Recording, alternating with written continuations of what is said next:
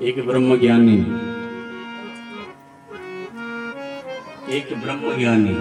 आज अपने को बोल रहा है, न मैं मंत्र जानता हूँ, न मैं तंत्र जानता हूँ, न मैं विधि को जानता हूँ, न मैं कोई मुद्राओं को जानता हूँ।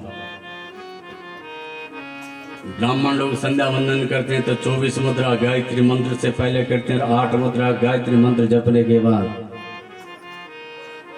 लेकिन मेरे जीवन में इन मुद्राओं का अभाव हो गया।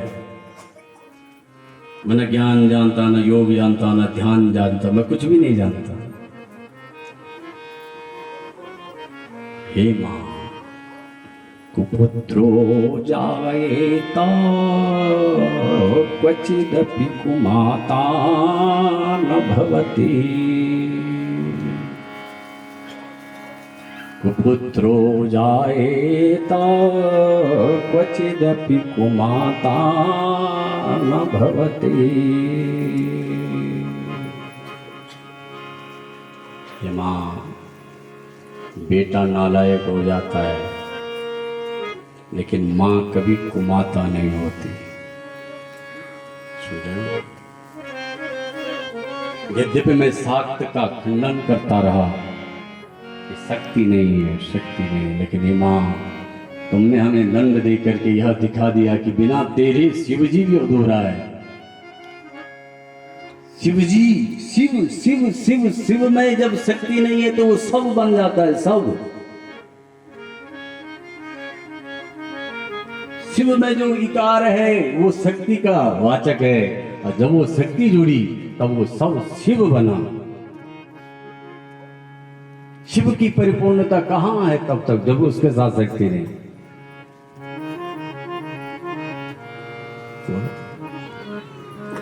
ऋक्पुत्रो जायेता क्वचिदपि कुमाता न भवति।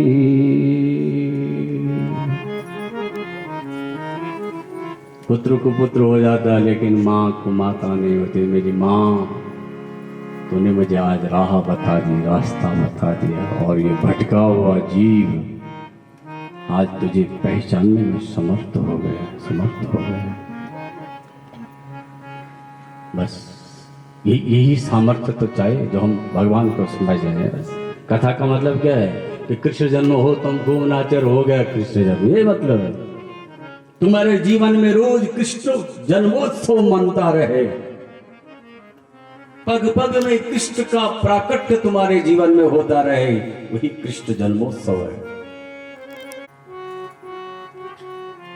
क्योंकि जब हम अपनी माँ के गर्भ में थे तो नारद जी ने हमारी माँ को बहुत अच्छी अच्छी चर्चाएं सुनाई।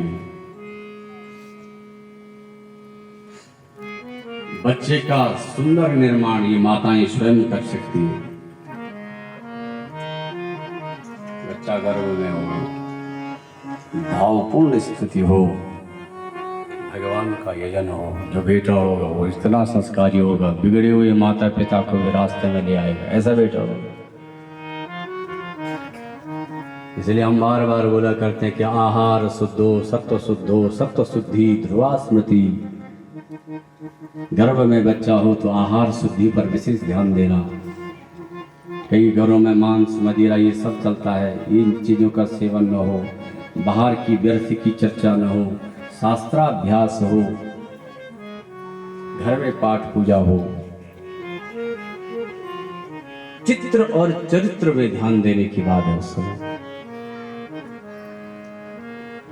तो प्रहलाद ने पूरी बात बताई और हिरण्यकश्यपु ने सोचा अब तो ये सुधरने वाला नहीं।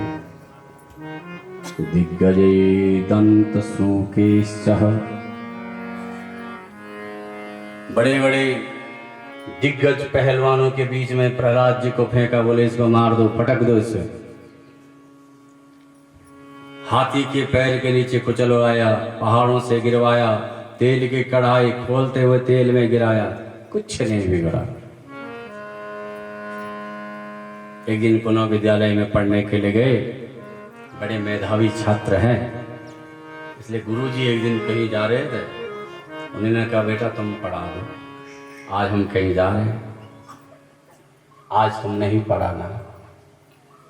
राज्य ने कहा ठीक है। विद्यार्थी को किसी को चिमटा दे दिया, किसी को मंजीरा दे दिया, किसी को कुछ दे दिया।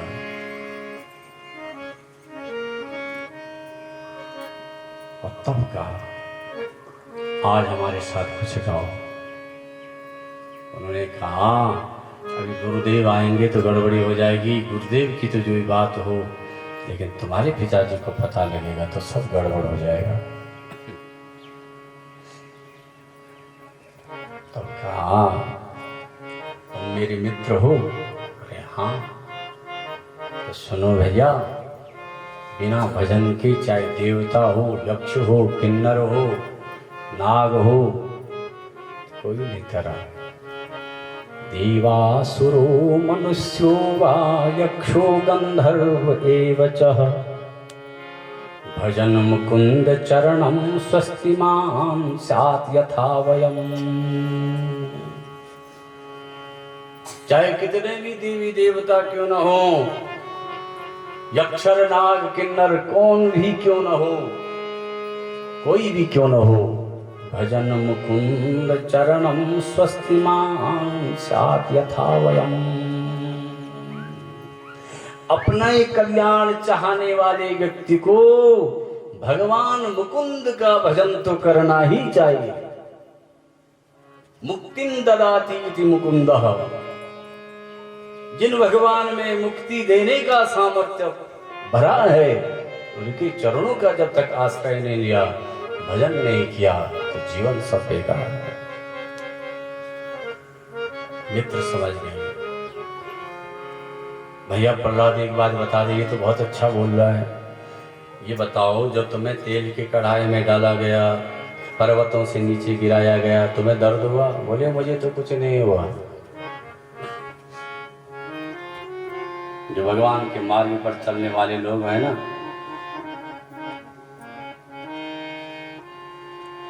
ऐसी विषम परिस्थितियां उनके जीवन में आती रहती। जो तुमको कांटा बोहे ताई बोए तुम फूल, तुमको तो फूल है वाको है त्रिशूल। जो तुम्हारी भक्ति के मार्ग में कंटक बन करके आ रहा है, उसको तो कांटा चुभे गए, तुम्हारे लिए वो कांटा त्रिशूल नहीं फूल हो जाएगा, और उसके लिए वो त्रिशूल सूल की तरह हो जाए, चुभने वाला हो जाएगा। तो लिया है मंजीरा चिमटा सब लगे, और प्रहलाद जी के साथ जरा आप भी प्रहलाद जी के साथ संगीत हो जाए।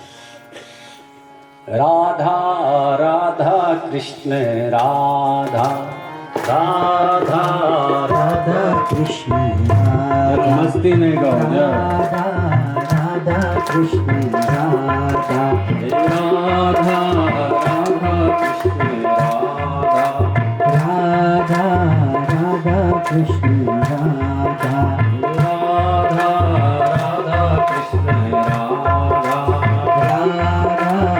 राधा कृष्ण राधा राधा राधा कृष्ण राधा श्री राधा राधा कृष्ण राधा गोविंद गोविंद गोपाला मुरली मनोहर नंदलाला। गोविंद गोविंद गोपाला मुरली मनोहर नंदलाला। गोविंद गोविंद गोपाला मुरली मनोहर नंदलाला। गोविंद गोविंद गोपाला मुरली मनोहर नंदलाला। हे गोविंद गोविंद गोपाला मुरली मनोहर नंदलाला।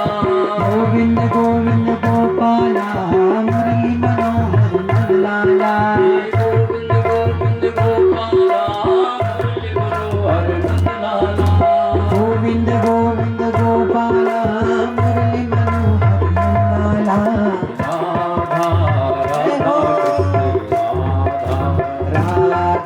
राधा कृष्ण राधा राधा राधा कृष्ण राधा श्री राधा राधा कृष्ण राधा श्री राधा राधा कृष्ण राधा राधा राधा कृष्ण राधा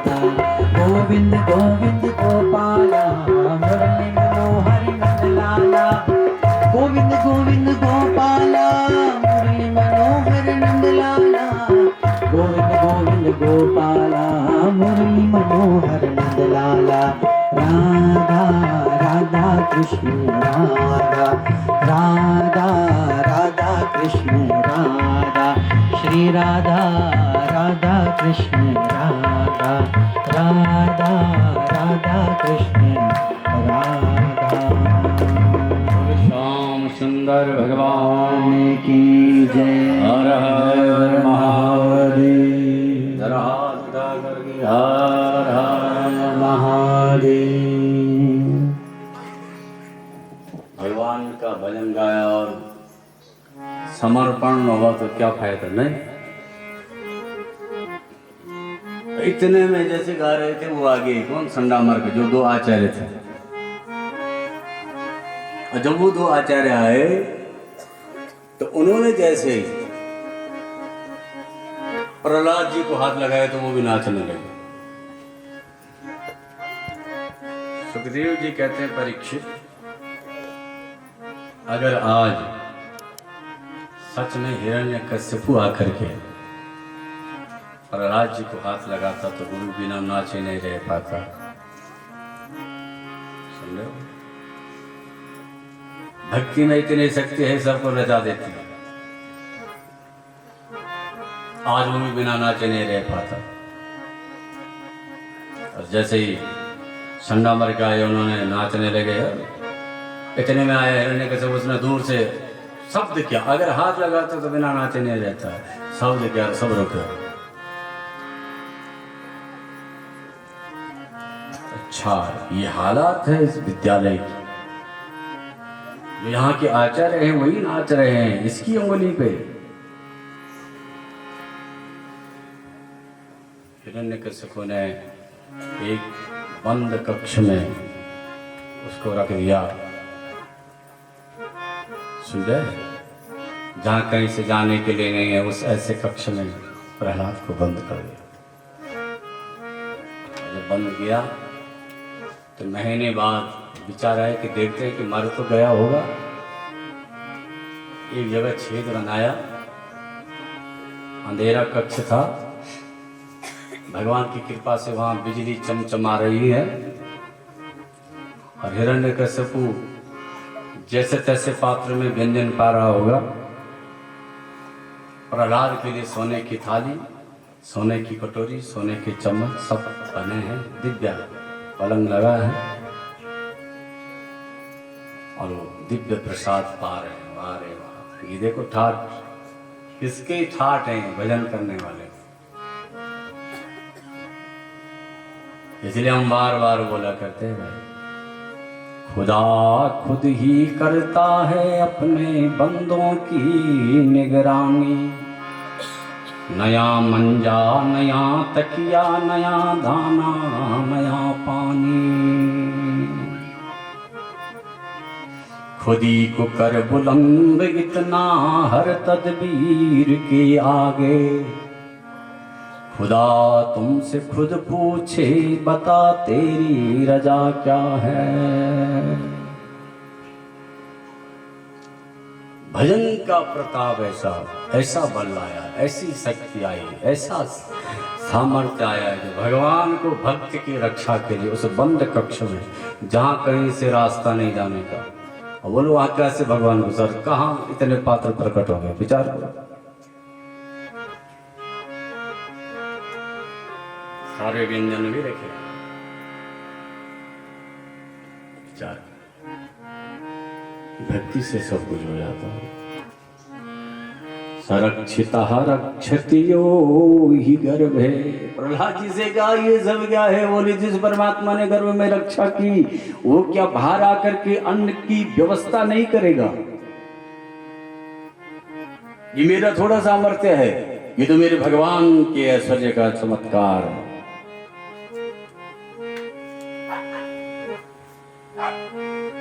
इसलिए भैया जीना है तो सादगी में जियो, सरल बन करके जियो, उसमें भगवान का दर्शन है।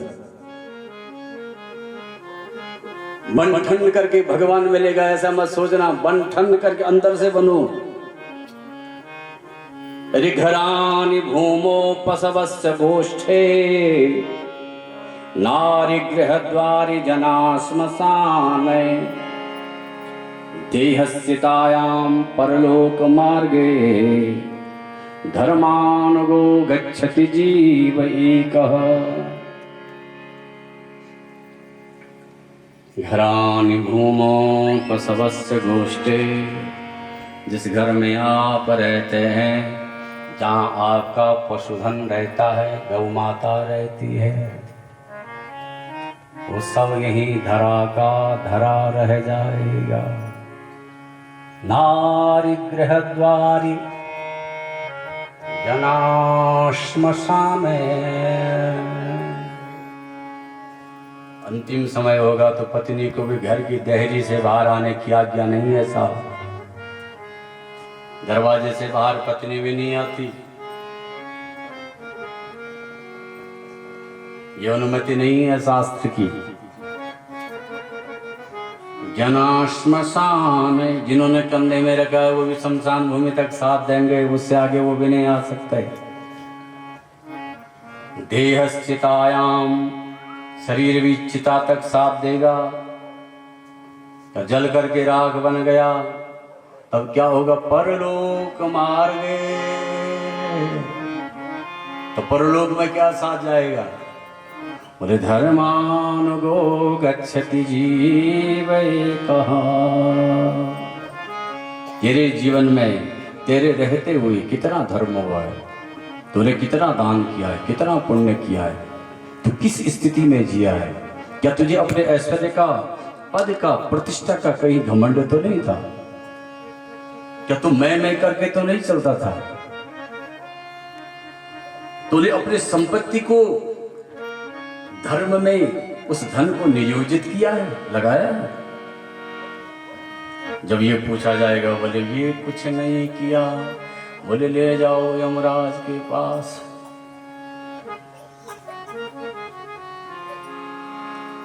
वहां छुपा नहीं सकते, क्योंकि वहां चित्रगुप्त, उसके पास पूरा रजिस्टर्ड है आपका। एक एक दिन की हाजिरी आज भी लग गई। बोले सोगी में सब कथा में बैठे हैं। बोले आज का क्या करना? बोले फलानी बहन सुबह सुबह गाली दे रही थी, बोले काट दे। अच्छा कर रहे, 3 घंटे के लिए कथा में बैठी। बोले अच्छा, बोले आज का पुण्य है ना, तो पुराना सब आज का। तो सुन रहे हो, ये बल है कथा। धर्मानुगो गच्छति जीव एकः। तुम धर्म कितना करते हो? तुम्हारा जीवन धर्मयुक्त कितना है? ये पहाड़ों में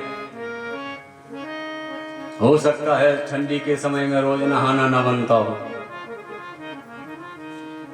लेकिन भगवान के लिए तो रोज नहाने की क्या जरूरत है? मनी से स्मरण करो, उसमें क्या है? ये तो देवभूमि है नहीं।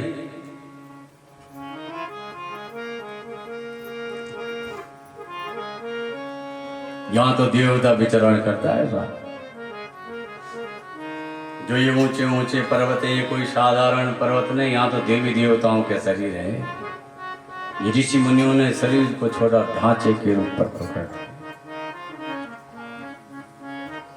ये देश भवानी का यहाँ श्रद्धा आई है, ये देश भवानी का यहाँ श्रद्धा आई है, ये देश भवानी का यहाँ श्रद्धा आई है, ये देश भवानी का यहाँ श्रद्धा आई है, ये देश भवानी का श्रद्धा देश भवानी का यहाँ श्रद्धा आई है, ये देश भवानी का यहाँ श्रद्धा आई है, ये देश भवानी का यहाँ श्रद्धा आई है। ये ऊंचे ऊंचे पर्वत ऋषि मुनियों के तन दिखते, ऊंचे ऊंचे पर्वत ऋषि मुनियों के तन दिखते, ऊंचे ऊंचे पर्वत ऋषि मुनियों के तन दिखते, ऊंचे ऊंचे पर्वत ऋषि मुनियों के तन दिखते। ये देश भवानी का जहाँ श्रद्धा पाई है। ये देश भवानी का यहाँ श्रद्धा आई है। ये देश भवानी का यहाँ श्रद्धा आई है। ये देश भवानी का यहाँ श्रद्धा आई है। ये देश भवानी का यहाँ श्रद्धा आई है।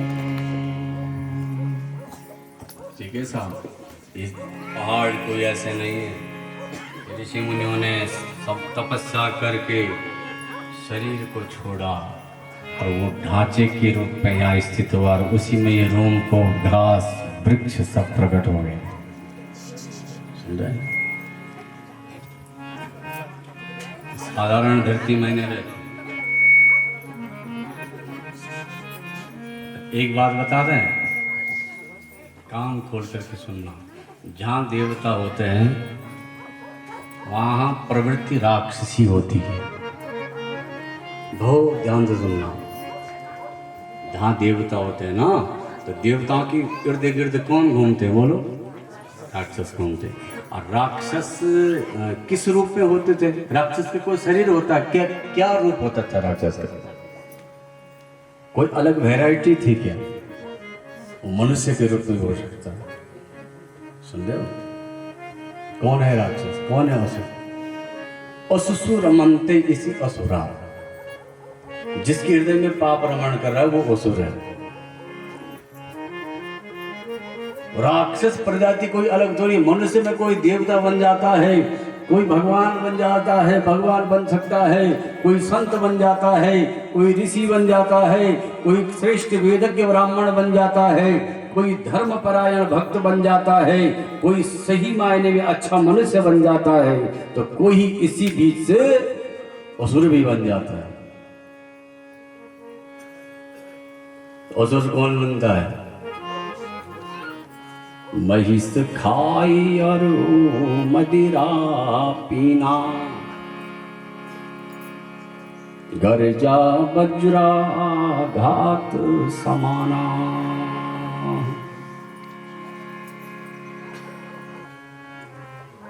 मदिरा पीना। अब ये मत बोलना हम किसी व्यक्ति विशेष को नहीं जानते हैं साहब। जो मांस खाता मदिरा पीता है वही असुर के समान हो सकता है। ये गोस्वामी जी बोल रहे हैं, उन्हें बोले महिष खाई और मदिरा पीना, गर्जा वज्रा घात समाना।